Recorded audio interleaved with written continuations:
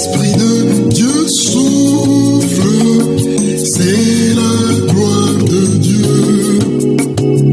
Son armée se lève pour le grand réveil. À vrai dire, l'Église a perdu la puissance. Quand vous lisez l'histoire des rois, les rois, premier roi, deuxième roi, premier chronique, deuxième chronique,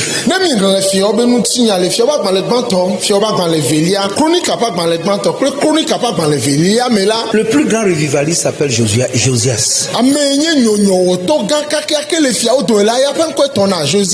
Mais quand il décida de tout faire pour revenir à Dieu, pour ramener le peuple à Dieu, Dieu a dit non, s'il te plaît, après ça, moi je verrai.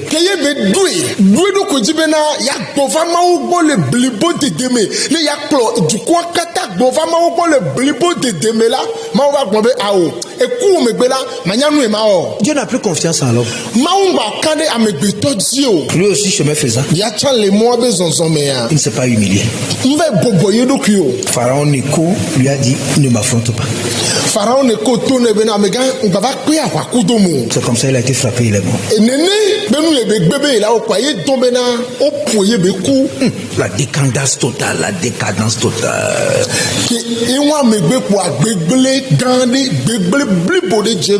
Alors là, c'est fini. Les ruines ont commencé. La maison de Dieu a été détruite. Le païen va diriger la maison de Dieu. Dieu a été obligé de susciter Cyrus. Un païen. Pour relever le temple. Mais gloire à Dieu, les bâtisseurs sont venus. Ezra, le scribe. Il devait travailler pour enseigner les gens de nouveau, pour comprendre réellement ce que Dieu dit dans la loi.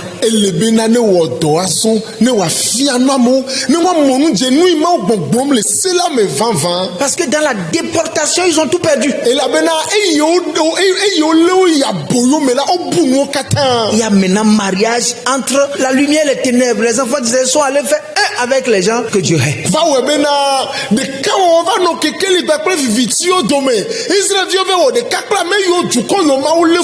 Quand Ezra fait jusqu'à un niveau donné,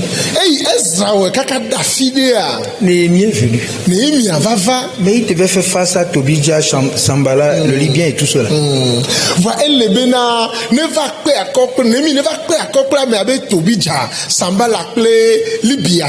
Il est allé jusqu'à un niveau donné.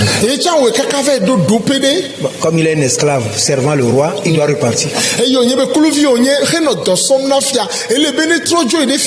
Il est parti. Maintenant, sous le règne d'Assyrus, Esther sera suscitée pour pouvoir un peu restaurer la Pâque.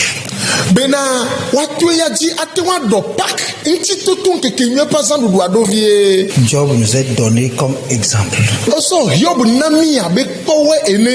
C'est l'image de la vie de l'Église. Avec un début très bon. Et après tout, la pète de tout. Et maintenant, la restauration du Job. C'est ça le réveil. L'Esprit de